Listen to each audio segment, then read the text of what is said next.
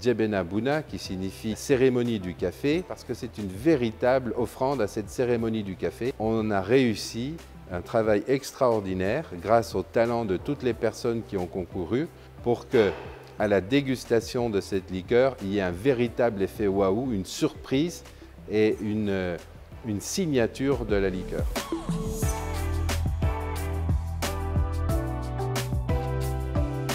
Les cafés de spécialité que nous travaillons sont des cafés dont les prix sont fixés par le producteur. Ce sont des cafés qui, sur une note de 0 à 100, sont toujours supérieurs à 80, cueillis à la main, cueillis à maturité. Et ça, c'est ce qui fait la différence avec les cafés de commodité, les cafés classiques que l'on retrouve partout sur le marché.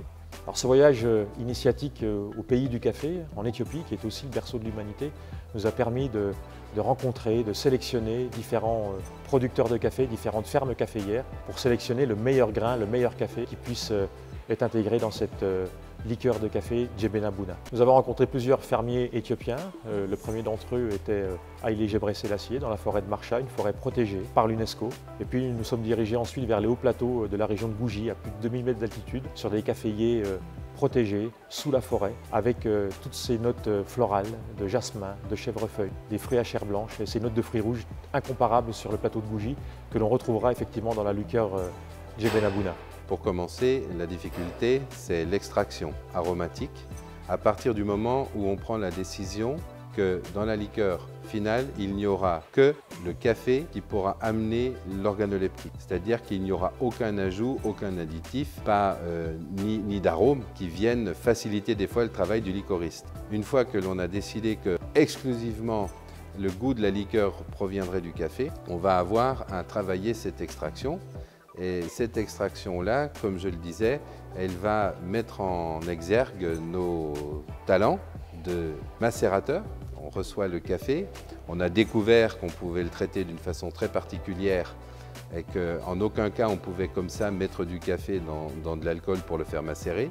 Il y a toute une série de préparatifs qui ont été mis en place avec Vincent et ensuite à la distillerie avec les équipes du laboratoire de R&D. Et ensuite, cette macération, elle va suivre un cycle d'infusion et un cycle de distillation extrêmement complexe.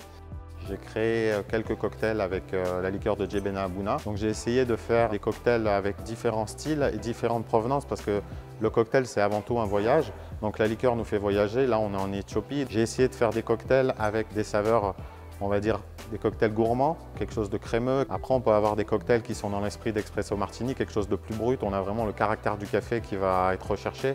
Après j'ai élaboré des cocktails plus dans l'esprit punch planteur, avec de l'orange, du café, de l'amande. Donc vraiment on essaye d'associer des saveurs avec une liqueur de café et rechercher les caractères principaux de cette liqueur et les sublimer dans les cocktails. Et c'est vrai que nous en fait notre travail c'est de respecter en fait le travail qui a été fait derrière par Vincent Ballot ou par le distillateur lui-même qui s'est associé pour produire un produit qui dans les cocktails vraiment va nous apporter que du bonheur. Donc dans les bars c'est vrai qu'on va avoir des produits déjà premium et d'exception. Nous on a juste à sublimer les cocktails grâce à des produits tels que Djebena Buna, Dom Pachello ou Golden Ace.